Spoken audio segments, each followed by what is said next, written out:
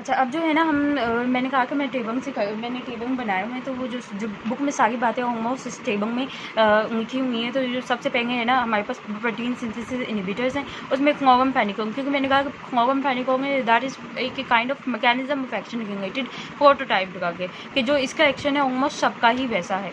तो अब सबसे पहले जो है ना ये बाइंड करता है 50 से इनहिबिट करता है ट्रांसपेप्टिडेशन, ये मैकेनिज्म ऑफ एक्शन में पहले बता चुकी हूँ, ठीक है। अब उसकी रेजिस्टेंस कैसे होती है? रेजिस्टेंस अब जो मैंने रेड में जो लिखा हुआ है ना ये रेजिस्टेंस है।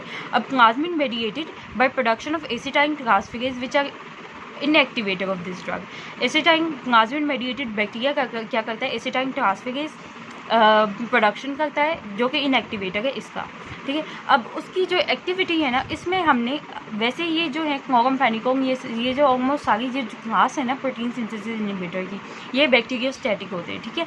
लेकिन अब क्लोरम फेनिकोम है इसकी एक्टिविटी में क्या है कि ये एक्सेप्शन है कि ये बैक्टीरियसिडम है फॉर 3।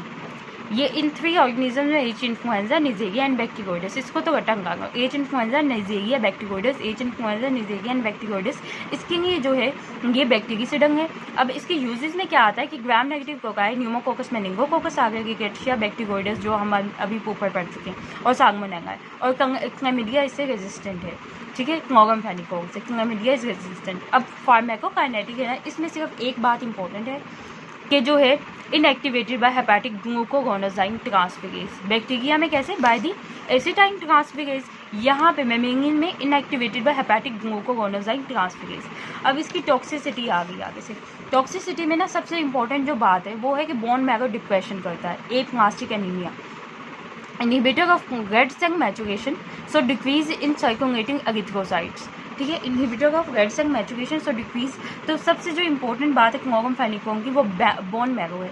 इसके अलावा जो है एक बड़ी यूनिक सा है ग्रे बेबी सिंड्रोम। अब ग्रे बेबी सिंड्रोम में क्या होता है कि जो नियोनेट्स होते हैं उसमें हमारे पास ये जो हेपेटिक एंजाइम ग्लूकोगोनाजाइन ट्रांसफेरेज है ये बहुत कम होता है।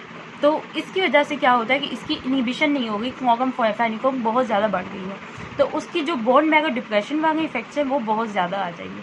तो वो साइनोसिस वगैरह इन चीज़ों की वजह से there is grey baby syndrome, जो बेबी है उसका colour grey bluish grey colour हो जाता है, तो इसलिए हम इसे ग्रे बेबी सिंड्रोम कहते हैं। इसके अलावा क्लोरम फेनिकोम की ड्रग इंफेक्शन, सबसे पहले जो है bone marrow depression, grey baby syndrome, drug infection, GI। अब सबके लिए निमोनिक नहीं बन सकता, फिर वो याद ही नहीं रहता अगर ज़्यादा